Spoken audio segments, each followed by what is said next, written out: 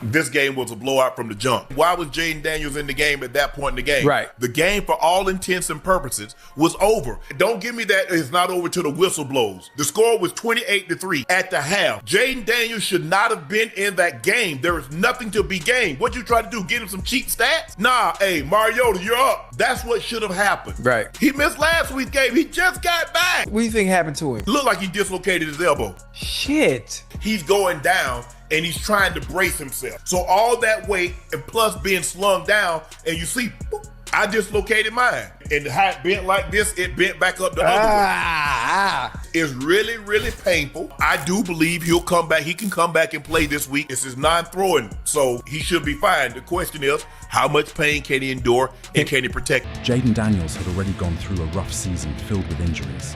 First a knee sprain, then a hamstring strain, and now a painful elbow dislocation. The latest setback happened with 7:39 left in the fourth quarter, when his team was trailing 38-7. While scrambling from the 2-yard line, Daniels was taken down by Seahawks defender Drake Thomas, who pulled him down in a way that twisted his left, non-throwing arm unnaturally backward. X-rays confirmed there was no fracture, but a dislocation is still serious, and it added yet another brutal chapter to Daniels' already injury-plagued season. For joining us. Obviously, huge one between the Cardinals and the Cowboys tonight. We'll chit-chat about that a little bit later. Through the first 15, one of our headlines was the injuries. Feels like this was the worst weekend around the NFL, and today's the day where we're waiting on scans. Is that kind of how this normally works out, Shefty? There have been some bad weeks in the NFL. This is another one of them. Obviously, you have Jayden Daniels last night. That was really troubling to see and watch, and see him be escorted off the field with his left arm in a brace. Look, here's the deal. He's having the MRI today. It's dislocated his elbow. I mean, it's not going to be any different in the result there. And he's going to be out indefinitely. So Washington would have to keep alive its season and turn it around at 3-6 for him to have a chance to come back. And I would think it's safe to assume that Washington is going to be, moving forward, extraordinarily careful about when it puts back in Jayden Daniels. And so if they're not winning here in the weeks to come, then I think there's a real chance that we've seen the last of Jayden Daniels this season. Man. I think that's in the realm of possibility. Yeah. He's definitely, it's possible his season is over. The whole thing was troubling. You never want to see a player like that go down. You never want to see a player like that go down midway through the fourth quarter, down 31 points.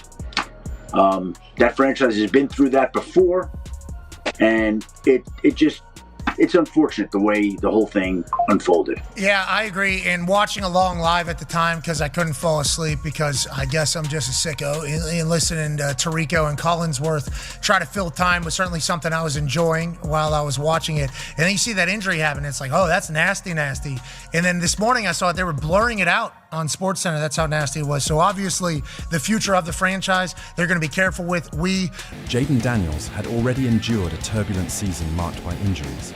First a knee sprain, then a hamstring strain, and now a brutal elbow dislocation. The latest setback hit with 7:39 left in the fourth quarter, as Washington trailed 38-7. While scrambling from the 2-yard line, Daniels was taken down by Seahawks defender Drake Thomas, whose tackle twisted his left non-throwing arm in a painful and unnatural way. X-rays confirmed there was no fracture, but a dislocation is still a serious injury. Another harsh blow in a season already defined by physical setbacks and frustration. 4 times last night. He's been sacked 17 times in 6 games this season. Missed a few games due to injury. Came into the pros having an injury history.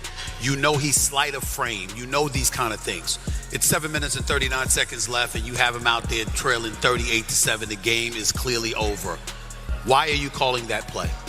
Why are you doing that? Why is he in the game? Yeah, I understand that. But even if you're in the game, hand the ball off, throw the damn football. But what you don't do is put him in that kind of situation. You just don't do that. And the thing about it is that if you're Quinn is the latest, and I'm going to say coach as in management. He's the latest management figure with the Washington Commanders to mishandle things.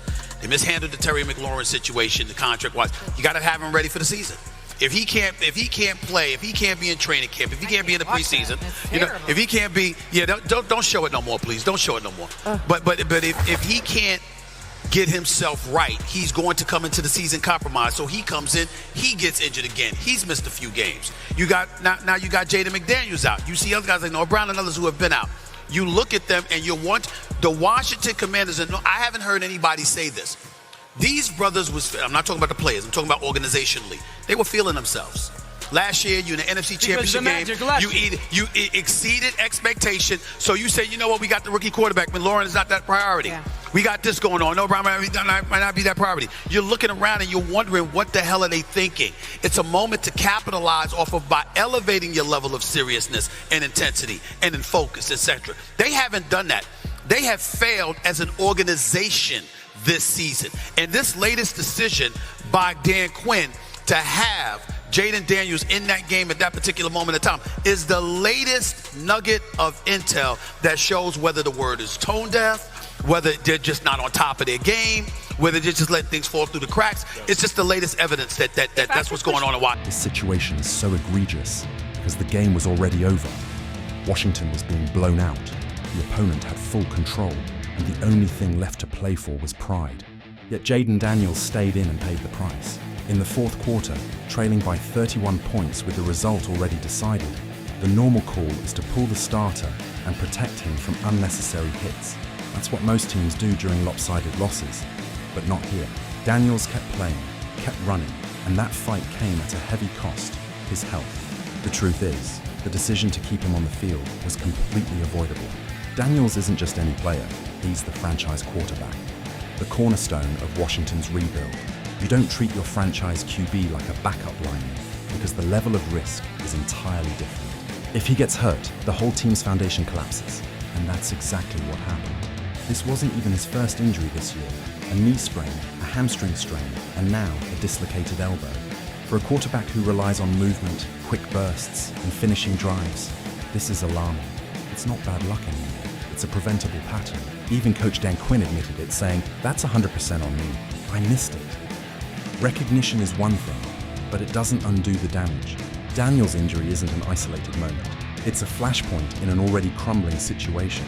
With the team sitting at 3-6 and fading fast, this setback exposes just how fragile Washington's rebuild truly is. Daniels was supposed to lead the team into a new era, but his injury revealed the cracks in the foundation. Depleted weapons, collapsing defense, and now an injured quarterback. Every layer of the operation looks broken. Leaving him in the game showed poor risk management and systemic failure. It's not just about losing a player. It's about losing trust from fans, from teammates, from everyone watching. Every mention of Jayden Daniels' injury now symbolizes more than just pain.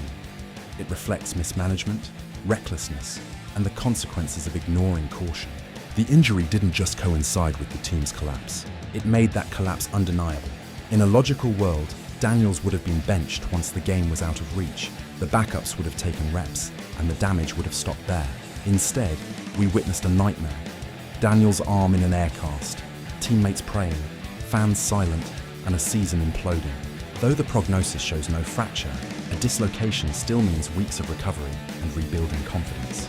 Moving forward, the Commanders must change their entire approach, protect Daniels smarter, call safer plays late in blowouts, and build a sturdier team around him, because if they don't, this won't be the last time their franchise QB ends up hurt, and their season in ruins.